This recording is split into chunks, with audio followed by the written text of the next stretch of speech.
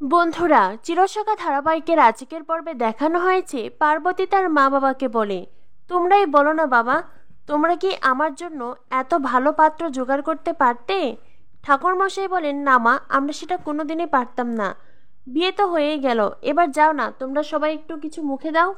তখনই নতুনকেও কিছু খাবার খেতে বলে ঠাকুরমশাই। নতুন জানায়, এই মুহূর্তে আমি খাবার মতন অবস্থায় নেই। কথাটা শুনে সর্বজিৎ বলে, কেন রে, তোর আবার কি হলো? অনন্যা বলে, নতুন, তোমার কি হয়েছে? হ্যাঁ, কি এমন হয়েছে যে বলছো এই মুহূর্তে তুমি খাওয়ার মতন অবস্থায় নেই? আজ তোমার জীবনের এত বড় একটা দিন, এত খুশির একটা দিন। অবশেষে আমাদের বাড়ির বউ হয়ে এলো পার্বতী, আমাদের অতি আদরের, আমাদের পছন্দের পাত্রী। এরপরে আমরা তো সবাই বাসর জাগবো। স্বতন্ত্র বলে, বৌদি কি বলছো এসব? অনন্যা বলে, এমা, আমি ভুল কি বললাম? বাসর জায়গাও তো বিয়ের নিয়মের মধ্যেই একটি, তাই না? তাছাড়া প্লুটো চলে যাওয়ার পরে আমাদের বাড়ি থেকে তো সব হাসি খুশি আনন্দই চলে গেছে। আমাদের নিরানন্দ জীবনে আবারও আনন্দ হয়ে ফিরেছে পার্বতী। আমার তো একজন সঙ্গী হলো। আজ তো আমারও খুশির দিন। ঠাকুর মশাই পার্বতীকে বলে, পার্বতী মা, তুমি কি বড়দের প্রণাম করেছো? যাও যাও, গুরুজনদের আশীর্বাদ নাও। ইনি হলেন তোমার ভাসুর ঠাকুর সর্বজিৎ, আর উনি হলেন সর্বজিতের স্ত্রী, তোমার বড় যা। সবাইকে প্রণাম করো।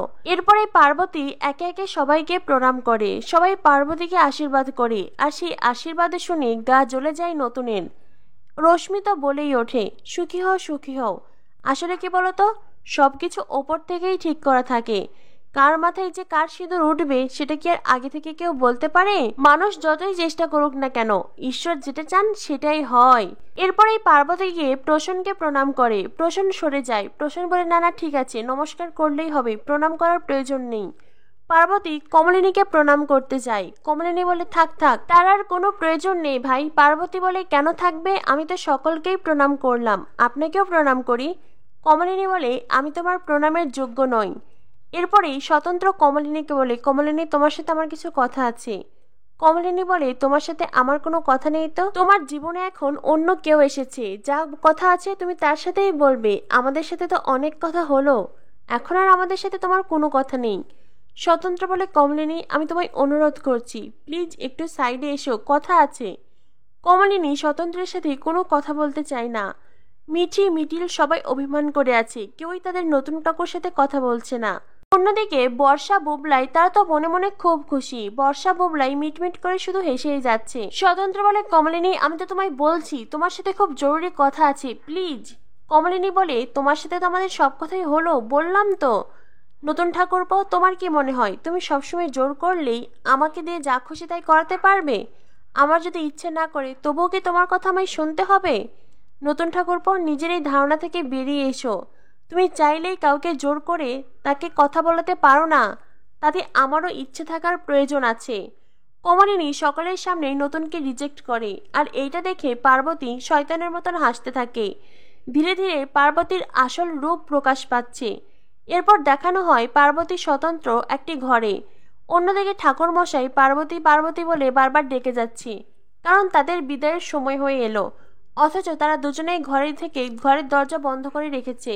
যদিও কমলিনীতে কষ্ট পাচ্ছে, কিন্তু কারোর সামনে সেটা প্রকাশ করছে না। অন্যদিকে অনন্যা বলে, ঠাকুরমশাই আপনারা যান না, আমি দেখছি, আমি ওদেরকে রাখছি। মনে হয় ওরা নিজেদের মাঝে কিছু জরুরি কথা বলছে। অনন্যা বারবার করে ডাকতে থাকে, রশ্মিও ডাকতে থাকে, তবু তাদের দরজা খোলার কোনো নাম নেই। অনন্যা কমলিনীকে বলে, কমলিনী, তুমি একটু দেখো না, তুমি কি একটু দরজাটা খুলে দাও না? কমলিনী বলে, তোমরা তো তখন থেকে ডাকছো, আমাকে এখন ডাকতে হবে? তাছাড়া আমি তো তোমাদের বাড়ির কেউ নই, এটা তো তোমাদের বাড়ির অনুষ্ঠান। তুমি তার নিজের বৌদি, তুমিই তাকে ডাকো, আমাকে কেন এইসব ব্যাপারে জড়াচ্ছ? অনন্যা বলে, না মানে এতদিন তো নতুন তোমার কাছেই ছিল। কমলিনী বলে, আমার কাছে ছিল বিষয়টি এমন নয়, আমাদের বাড়িতে ছিল, বলতে পারো তার নিজের বাড়িতেই ছিল। অনন্যা বলে, ওই হলেই হলো, তাও একটু ডাকো না তুমি। তখনই কুর্চি বলে, একটা কথা বলো তো, আমাদের নতুনদা কি অল্প বয়সের কোনো ছেলে, কিংবা পার্বতীর বয়স অল্প তাও তো নয়, তারা দুজনেই প্রাপ্তবয়স্ক। তোমাদের কথা অনুযায়ী তোমরা ইঙ্গিত দিচ্ছ বিয়ের পরপরেই তারা প্রেমে পড়ে গেছে, তাই তাদের কথা শেষ হচ্ছে না। বিষয়টি তো এমন নাও হতে পারে, হয়তোবা তারা জরুরি কোনো কথা বলছে, তাই ওদেরকে নিয়ে আদিক্ষেতা করার কোনো প্রয়োজন নেই। ওদের কথা শেষ হলে ওরা এমনিতেই বেরিয়ে আসবে। অন্যদিকে দেখানো হয় স্বতন্ত্র জানালার পাশে দাঁড়িয়ে আছে। বারবার কমলিনী সেই কথাগুলো ভাবছে। কমলিনী তো স্বতন্ত্রের সাথে আর কোনো কথাই বলতে চাইছে না, কারণ স্বতন্ত্র বুঝতে পেরেছে কমলিনীর মনে জমে আছে পাহাড় সমান অভিমান। সেই অভিমান গলতে সবকিছু বুঝতে সময় তো লাগবেই। তখনই পার্বতী স্বতন্ত্রকে বলে, নতুনদা, আমি তোমায় কিছু কথা বলতে চাই, সেজন্যই আমি এখন এখানে এসেছি। এখান থেকে যাওয়ার আগে সেই কথাগুলো বলার প্রয়োজন আছে। স্বতন্ত্র চুপ করে আছে। পার্বতী বলে, নতুনদা, আমি এই গ্রাম ছেড়ে যাওয়ার আগে একটা পরিচয় চাই। আমি তোমার কাছ থেকে একটা পরিচয় পেতে চাই নতুনদা। এই সমাজের সব মানুষ জানবে আমরা স্বামী স্ত্রী। দেখো, আমাদের ভেতর ভেতরে যাই হয়ে থাকুক না কেন, সমাজের মানুষ অন্তত আমাকে তোমার বউ হিসেবে জানুক, আমি এটাই চাই। স্বতন্ত্র বলে, অসম্ভব। আমি কখনোই সমাজের সামনে তোমাকে নিজের বউ হিসেবে স্বীকার করে নিতে পারবো না। তখনই পার্বতী বলে, কেন পারবে না? কেন পারবে না সেই কারণটা আমি নিশ্চয়ই একদিন খুঁজে বার করতে পারবো। অবশ্য আমি সেটা আন্দাজও করতে পারছি। এর আগেও আমার কানে অনেক ধরনের কথাই এসেছে, যদিও আমি সেগুলোকে পাত্তা দেইনি। তবে হ্যাঁ, তোমায় একটা কথা বলছি নতুনদা, তোমার জীবনে যদি কেউ থেকেও থাকে, তাকে তুমি কখনোই নিজের স্ত্রীর মর্যাদা দিতে পারবে না। তাকে তুমি কোনোদিনই বিয়ে করতে পারবে না। তোমার জীবনের সেই জায়গাটা খালি পড়ে গেছে, আর ভবিষ্যতেও খালি পড়ে থাকবে। তোমার জীবনে সেই খালি জায়গাটা যদি কেউ পূরণ করতে পারে, সে হলাম আমি। আমি একমাত্র যে তোমার জীবনে তোমার স্ত্রী হয়ে থাকতে পারি। নতুনদা, ভুলে যাও না, ছোটবেলা থেকে তোমার সাথে আমার বিয়ের কথা হয়েছিল, আর সেই জন্য আমি আমার মনে অনেক স্বপ্ন বুনে রেখেছিলাম।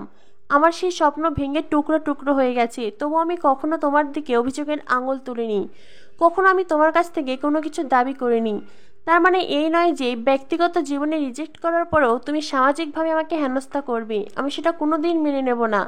ব্যক্তিগতভাবে তুমি আমায় অপমান করো, অসম্মান করো, যত যাই করো, কিন্তু সামাজিকভাবে আমি আমার মর্যাদা, আমি আর সম্মান ক্ষুণ্ণ হতে দেব না। স্বতন্ত্র বলে, তুমি কি চাইছো বলো তো? তুমি তো জানতে আমি তোমায় বিয়ে করতে চাইনি, তবুও তুমি মিথ্যে করে নিজের স্মৃতিতে সিঁদুর দিয়ে এখন বিয়ের অভিনয় করছো। পার্বতী বলে, এই অভিনয়টাই আমাদের চালিয়ে যেতে হবে নতুনদা, আর তুমিও সেই অভিনয় করতে বাধ্য। স্বতন্ত্র বলে, আমি তো কোনোদিন এখানে আসতেই চাইনি। আমি এখানে এসেছিলাম তোমার বিয়ের নিমন্ত্রণ পেয়ে। হ্যাঁ, আমি এখানে এসেছিলাম, কিন্তু এসে ফেঁসে গেছি। তুমি আমাকে ফাঁসিয়েছো, ঠিক আছে, ফাঁসাও, কোনো সমস্যা নেই। এখান থেকে যখন একবার কলকাতায় ফিরবো, আমি তোমায় চিনতেও পারবো না। পার্বতী বলে, তুমি আমায় চিনতে পারবে? তোমাকে চিনতেই হবে। ওই যে বললাম, ব্যক্তিগতভাবে আমাকে তুমি যত অসম্মানিত করো, সামাজিকভাবে কোনো হেনস্থা, কোনো অসম্মান আমি মেনে নেব না। একটা কথা বলো তো নতুনদা, এর আগে যতবার তোমার আমার বিয়ের প্রস্তাব উঠেছে, তুমি চুপ থেকেছো কেন? স্বতন্ত্র বলে, হ্যাঁ, আমি হয়তো চুপ থেকেছি, কিন্তু আমি তো কখনো এটা বলিনি আমি তোমায় বিয়ে করব। পার্বতী বলে, সবসময় কি সব কথার মুখে বলতে হয়?